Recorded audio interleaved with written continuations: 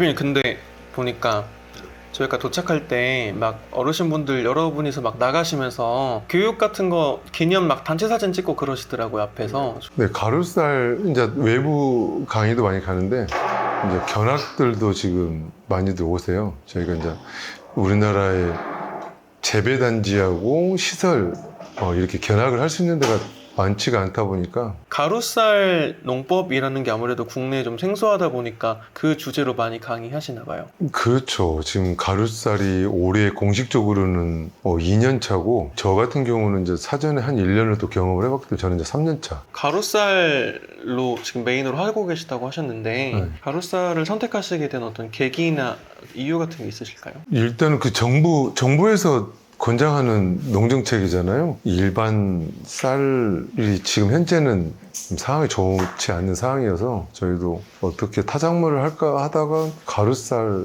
하는데 얘가 재미난 거는 선정이 돼야 심을 수 있어요.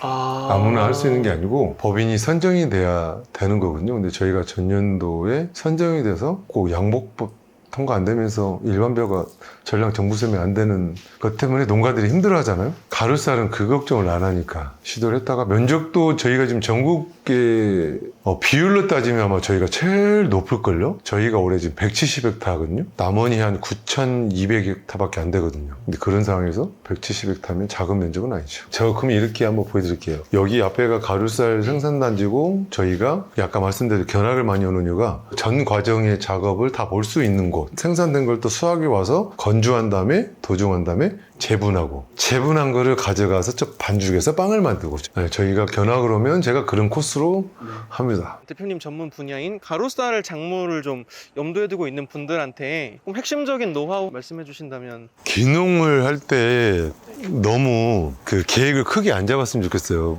무슨 말이냐면 기농할 때 대다수가 시골에 좋은 것만 보고 오잖아요. 사과가 유명한 데로 갔어.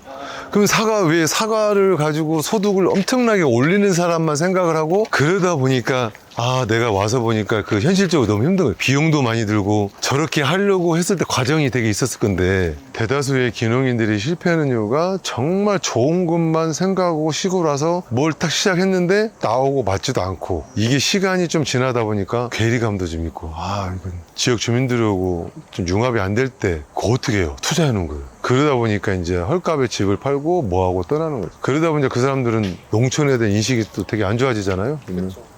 여기는 저희 장비들 두고 저희는 이제 나름대로 하다 보니까 뭐가 어렵고 뭐가 그런 걸 알면서 정비도 직접 하는 게 낫다 해서 웬만한 건 제가 정비를 자체적으로 다 해요. 드론 같은 경우는 제초제도 하지만 뭐 영양제도 하고 비료도 하고 다 할 수 있다는 거. 시골에도 어디를 가나 인력이 없잖아요. 이런 세세한 장비들이 생기고 필요한 이유들이 인력 때문에 그래요. 저는 드론을 좀 쓴 지가 오래됐거든요. 기존에 드론이 없었을 때는 시간이 많이 걸린 것보다도 농사의 면적을 늘리기가 힘들어요. 장비가 이제 드론이 생기고 뭐 하면서 면적이 늘어나다 보니까 사람을 쓰게 되고 직원을 두게 되고 이제 그런 구조로 발전을 한 거죠.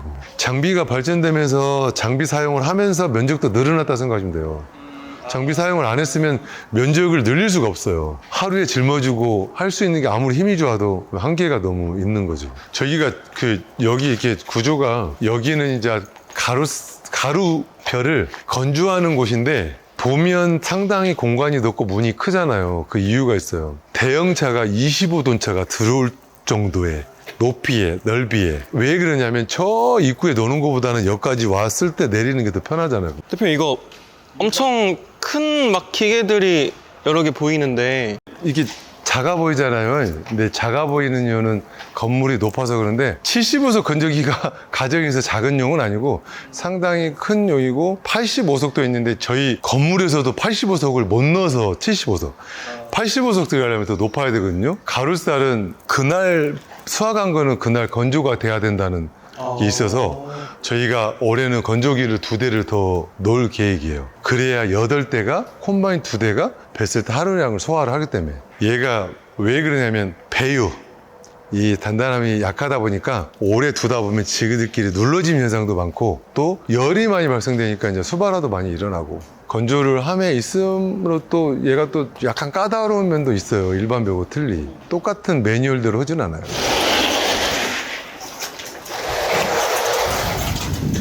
이제 얘는 저쪽에서 가루쌀 건조해서 도종에서 들어와서 얘가 이제 재분기. 가루쌀이 밥을 짓는 것도 아니고 떡을 짓는 것도 아니잖아요. 빻아서 빵이나 면을 만드는 데 사용을 많이 하려고 지금 밀가루를 대체로 넣은 거거든요.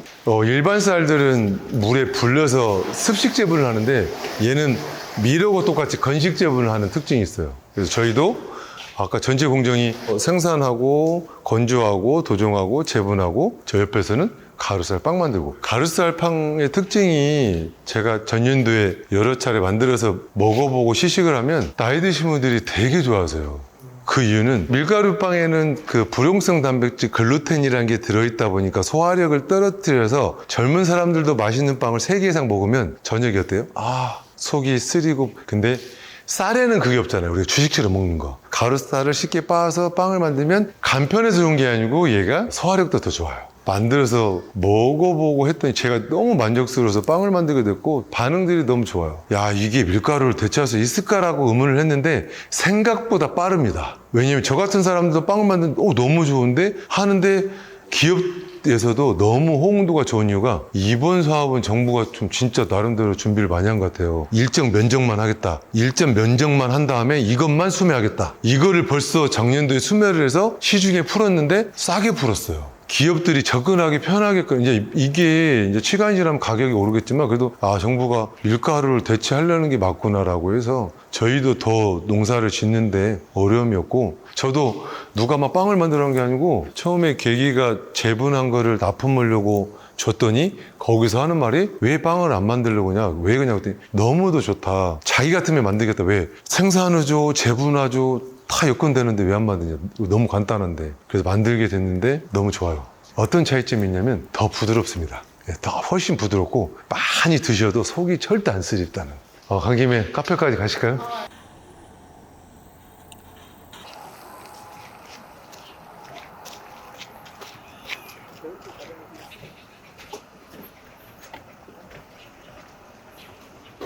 지금 공사 중인데 저희는 이제 아까 저쪽 공간에서 가루쌀 재보는 걸 여기 가져와서 이제 빵을 만드는 체험도 하고.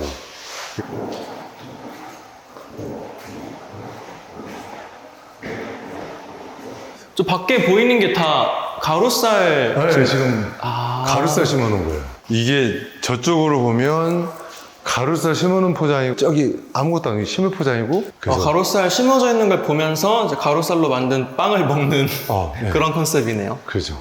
이 일대는 거의 다 심어놓은 거는 다 가루쌀이라고 생각하시면 돼요.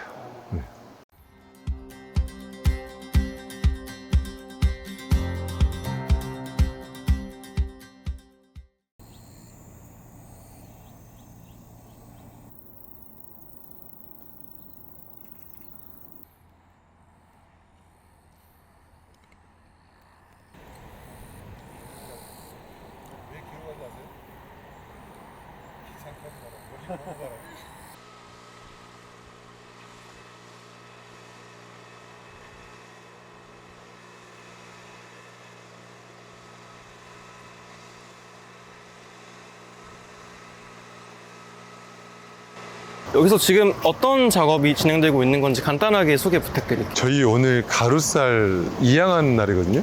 이게 가루쌀은 특성상 일찍 심지를 못하고 수발화 위험성 때문에 심어지는 날짜가 정해져 있는데, 저희가 나무 같은 경우는 6월 25일부터 7월 7, 8일까지 이제 이양을 하는 거죠. 근데 올해 다소 조금 늦었는데 일부러 조금 한번 늦게 또 이양을 해보는 거죠. 보니까 이양하는 시기가 거의 장마 근처잖아요. 그래서 이게 비료 같은 거가 막 심자마자 장마오고 이러면은 되게 어려울 것 같은데 그런 부분은 어떠신지. 그래서 비료 선택이 조금 어려운 이유가 이렇게 유실되는 것도 있지만, 큰 문제가 오늘은 이렇게 비가 안 오지만 비가 오다 보니까 12기에서 막히는 현상이 많아요.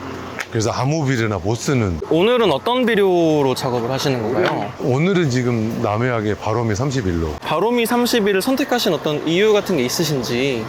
일단은 첫째는 이제 남해학이라는 그 좀 제가 믿을 수 있는 회사에서 또 가루쌀을 저장해서 만들었다고 하니 그냥 막 만들지는 않았을 것 같고, 그래서 나름대로 이 바로미라는 품종 자체도 바로미투거든요. 바로미투를 위해서 전용 비료를 만들었다고 해서 저희가 한번 사용을 해보고 좀 만족도가 높으면 내년도에 좀 전향을 좀 하려고 비료 선택할 때. 알아보니까 이제 가루쌀이 지금 정부에서 되게 많이 지원도 해주고 밀어주고 있다라고 좀 들었어요. 혹시 뭐 이런 거를 지원을 받는 방법, 뭐 신청 방법 이런 거를 좀 간략하게 여쭤볼 수 있을까요? 가루쌀 같은 경우는 법인을 만들어서 법인의 조건에 일정 서류를 갖춰서 신청을 한 다음에 농림부로부터 선정이 돼야 되는 과정이 좀 필요하거든요. 그럴 때 법인에서 어떻게 영농을 해왔고 과거 자료부터 해서 앞으로 어떻게 해야 될까 매뉴얼까지 좀 필요한 부분이 있어요. 근데 선정이 또 되면 그만큼 또 인센티브가 있으니까 또 그렇게 까다롭게 선정을 하겠죠. 어떤 메리트나 인센티브 같은 거 어떤 게 있을까요? 일단은 일반배에서 못 받는 전략작물 직불금이라는 직불금을 하나를 더 받게 되고, 또 하나 판매처 정부수매라는 정부에다 내는 수매 방식이다 보니까 안정적이다. 그리고 또 하나는 생기간이 짧다 보니까 영농의 일수가 줄어든다는 장점이. 이 가루쌀이 어떤 식품 상품으로 또 가공해서 주로 소비자들한테 전달되는지 이런 것도 궁금해요. 식품으로는 얘는 이제 밀을 대체는 밀가루처럼, 그래서 가루쌀을 재분을 해서 빵이나 이제 면을 만드는 일종의 밀가루를 좀 대체하는 거죠. 저희가 밀 자체가 수입에 거의 다 의존을 하고 있다 보니까 쌀은 또 많이 홀대를 받고 있고, 그래서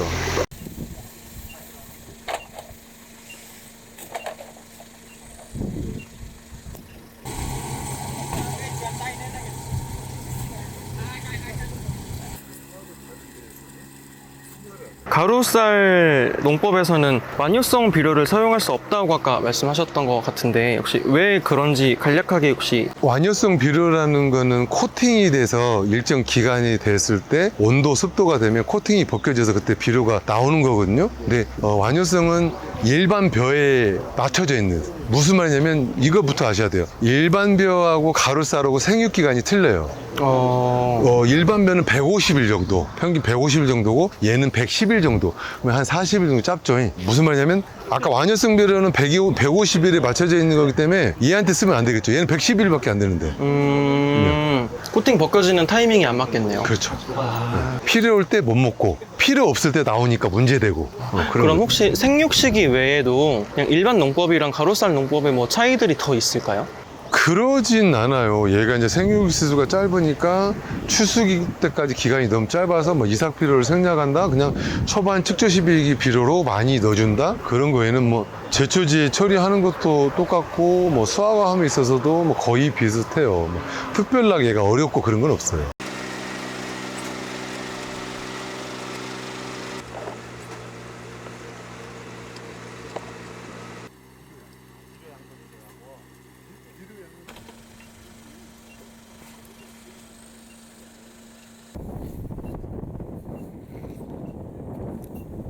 이 바로미 31도 다양한 특성이 있잖아요. 특히 이 비료의 어떤 특성 때문에 한번 테스트를 마음 먹으신 건지. 농가들이 많이 생각하는 것이 비료에서는 질소만 생각을 하거든요.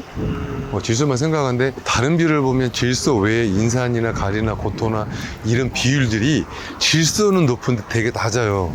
근데 남해학 바로미 31 같은 경우는 나머지 부분도 상당수 함유량이 일반 비료보다 높다. 네, 높다는 게 있고, 또 하나는 제가 약간 속효성, 녹아서 빨리 먹을 수 있는, 얘는 제가 말씀드렸잖아요. 얘는 생육이 짧으니까 속효성이 필요하다. 아니, 빨리 먹을 것도 있어야 되지만 점점점 가면서 조금씩 있는 것도 있어야 될 거 아니에요. 그래서 배합이 중요하죠. 일반 비료에서는 속효성이 함유된 것이 별로 없어요. 그냥 싹 녹아버리고 말아버리는, 보면 그런 거죠.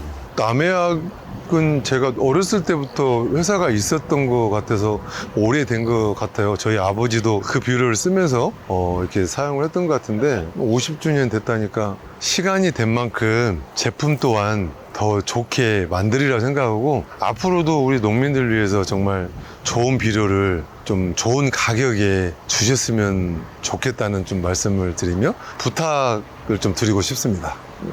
남해학 화이팅!